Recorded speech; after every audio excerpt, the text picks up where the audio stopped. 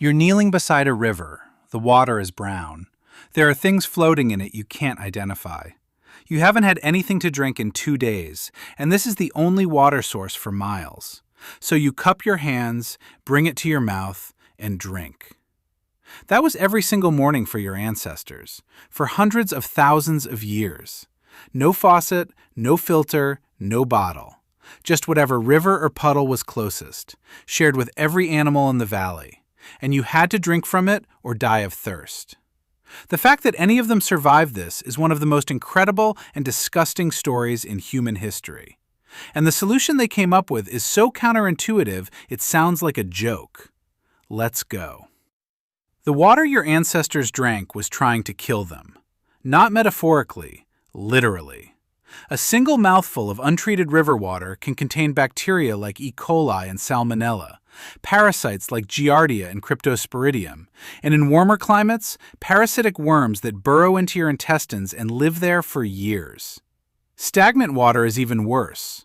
Pools and puddles are breeding grounds for mosquito larvae carrying malaria, and microorganisms that cause dysentery, a disease that kills you through dehydration by making your body flush everything out of both ends simultaneously, which, if you're keeping score, is exactly as bad as it sounds. Today, waterborne diseases still kill over 1 million people a year worldwide. And that's with modern medicine. Without it, your ancestors were walking into a biological minefield every time they took a sip. So how did they not all die of diarrhea? The first answer is the one nobody wants to hear. A lot of them did. Infant mortality from waterborne illness in prehistoric populations was catastrophic. In 2019, archaeologists excavating the prehistoric village of Catalhoyuk in Turkey, one of the oldest known settlements on Earth, roughly 8,000 years old, analyzed fossilized human feces from the site. Inside, they found whipworm eggs, confirming that these people, some of the first humans to ever live in permanent settlements, were chronically infected with intestinal parasites. And Catalhoyuk wasn't unusual. Coprolites from sites across Europe, the Middle East, and the Americas are loaded with the same thing. Whipworm, roundworm, tapeworm. Everywhere archaeologists look, they find parasites. This wasn't occasional. This was constant. Most ancient humans carried intestinal parasites their entire lives, not as a disease they caught and recovered from, as a permanent condition. Now, it's worth saying, not every river was a death sentence. Fast-flowing streams in colder climates with snowmelt were often perfectly drinkable. The danger was never knowing which water source was safe until it was too late. But here's where your body starts doing something remarkable. Your ancestors didn't just passively accept being destroyed by bad water. Their bodies adapted. Your stomach produces hydrochloric acid strong enough to dissolve metal. That's not for digesting pizza. That's a kill zone designed to destroy pathogens before they reach your intestines. And your stomach acid isn't like a normal primate's. It has a pH level closer to a vulture or a hyena, scavengers that eat rotting meat. Evolutionary biologists believe we developed this extreme battery acid stomach specifically because the water and food we consumed was so contaminated. Your ancestors who produced stronger stomach acid survived, and they passed that trait down to you. Your gut microbiome, the trillions of bacteria living in your intestines right now, is another layer of defense. Those bacteria compete with incoming pathogens for resources and space. They crowd out the invaders. Studies of ancient gut microbiomes, reconstructed from coprolites and dental plaque, show that prehistoric humans had significantly more diverse gut bacteria than modern humans do. That diversity was their shield. The more varied your microbial army, the harder it is for any single invader to take over.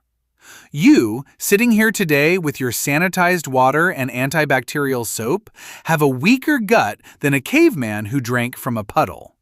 That's not a joke, that's the data. But biology wasn't the only strategy.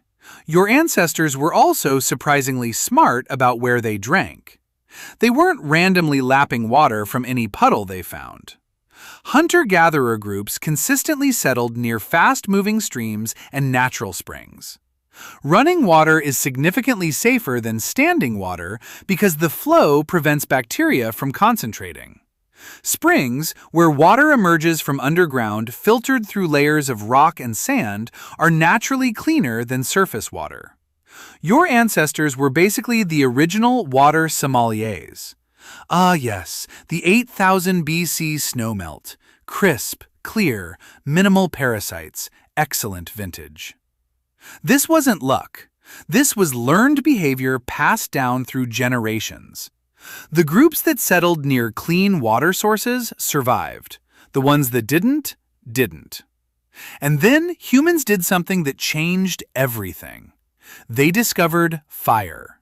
And once they had fire, they did something with water that seems obvious in hindsight, but was genuinely revolutionary. They boiled it. Boiling water kills almost everything dangerous in it.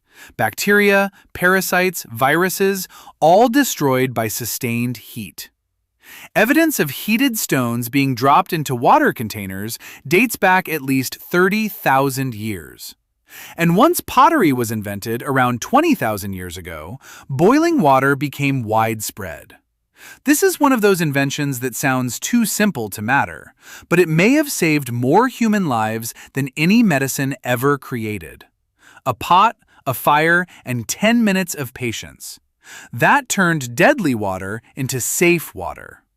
But your ancestors didn't stop there.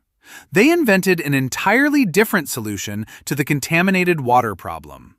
One that genuinely blew my mind when I first learned about it. They started drinking beer. Not for fun, not to party, to survive. In 2019, archaeologists excavating Rockafet Cave in modern-day Israel found evidence of beer brewing dating back roughly 13,000 years. Before agriculture, before pottery was common, before permanent settlements. Humans were brewing fermented grain drinks before they were farming the grain.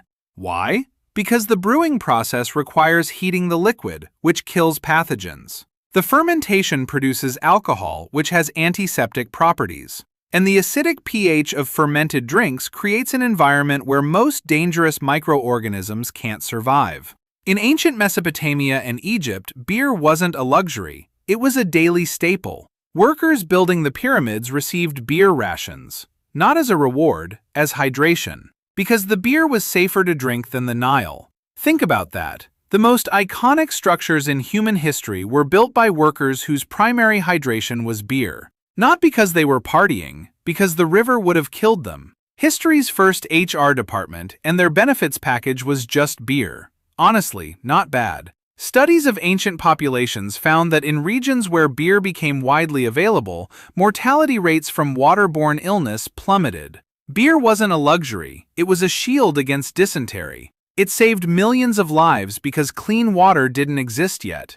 Humanity's relationship with alcohol didn't start at a bar. It started because the water was trying to kill everyone, and someone noticed that the weird fizzy grain liquid didn't make you sick. Your ancestors got a mild buzz not because they wanted to, but because the alternative was dysentery. The same principle applies everywhere. Fermented milk, wine, vinegar, fermented teas. Across every continent, humans independently discovered that letting liquids ferment made them safer. Different cultures, different ingredients, same solution. And then came the final revolution. Humans figured out how to filter water. Ancient Egyptians around 3000 BCE developed sand and charcoal filtration systems. The ancient Greeks used cloth bags to strain water. Hippocrates, around 400 BCE, the guy you take an oath named after if you become a doctor, designed a cloth filter specifically to trap sediments that he believed caused disease. He was right, even though he had no concept of bacteria.